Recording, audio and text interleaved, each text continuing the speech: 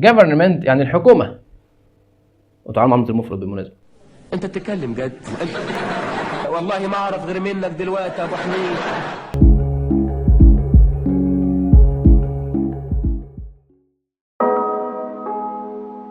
قال لك يا باشا اللي انت عارفهم البريفكس والسفكس. طب تعرف ان الكلمه ينفع يضاف لها في النص حاجه، وبالتالي زوائد في الانجليش اسمها كلمه اسمها افكس.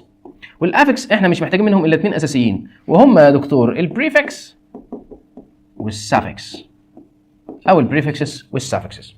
طب يا مستر البريفكس والسفكس، قال لك يا مستر الحاجات دي بتخليني معلم باشا في اللغه، فانا ببص على حاجه بعرف منها الكلمه دي كان اصلها ايه. فلو كلمه مثلا اسمها مثلا government، انا حافظها يا مستر.